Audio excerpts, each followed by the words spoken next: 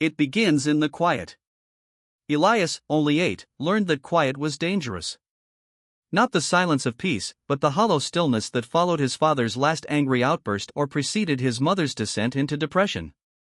He wasn't allowed to be a boy, he was an emotional barometer. The choice was unconscious, his needs were secondary, their stability was survival. He learned to manage the atmosphere, becoming a tiny adult in oversized shoes. He'd fetch his mother her tea before she asked, tidy the living room before his father could complain, and, most crucially, suppress any sign of distress in himself. He became the household's emotional thermostat, calibrated to read and regulate everyone else's temperature. The world saw a remarkably mature, responsible child. Teachers praised him. Neighbors admired his helpfulness. But nobody saw the cost. The inner child, the one who craved messy, loud, simple joy, was systematically buried alive. This is the definition of parentification, forced caregiving that strips a child of their authenticity. It's the beginning of hypervigilance, the lifelong, exhausting duty of scanning the horizon for the next emotional threat. Elias learned love was conditional, a reward for performance. His true self, the one who needed protection, was deemed too risky to exist. He chose belonging over self-abandonment, and the survival pattern solidified: if I perform perfection, I will be safe. But safety, achieved through self-betrayal, is just another cage. He didn't know yet that the silence that saved him would become the noise that haunted his adult life. Elias is now 35, a highly successful architect. His office is immaculate, his deadlines are met with surgical precision. But his adult life is the perfect echo of his childhood survival script. He lives in a state of chronic, low-grade exhaustion. He has perfected hyperindependence, the refusal to ask for help, because burden is the 4-letter word that terrifies him most.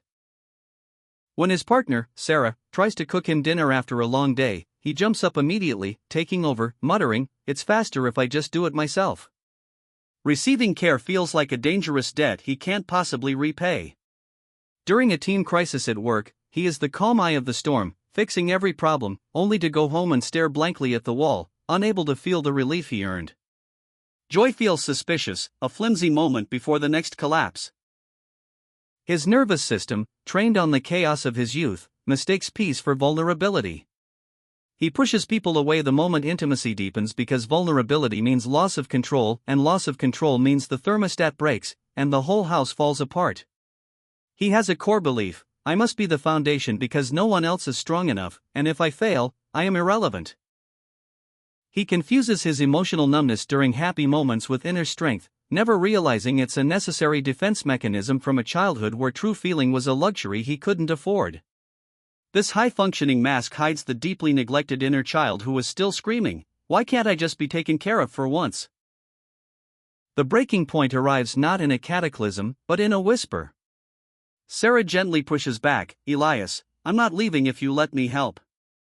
The simple, unconditional offer shatters his control. He doesn't get angry, he just weeps, a torrent of grief for the 8-year-old boy who never got to cry. This moment is the beginning of his shadow work. Healing, he realizes, is not about fixing the adult but witnessing the child. He stops gaslighting himself with "it wasn't that bad." He validates the trauma: you deserve to be protected. You were just a child. He begins the difficult, non-linear process of reparenting himself. He creates safe margins of time, not for productivity, but for rest. He practices saying no to small requests, a radical act of setting a boundary that reminds him his worth isn't tied to his utility. He learns to identify his triggers, recognizing that the urge to fix Sarah's small worries is merely the old hypervigilance kicking in. He allows himself to be inefficient, to be messy, to leave a dish in the sink without the sky falling.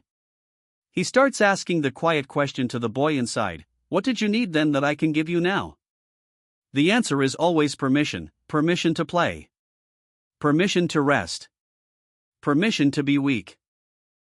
Elias is learning that the strength he idolized was a coping strategy, but the true strength lies in the courage to be soft, to receive, and to trust that his existence, not his performance, is enough.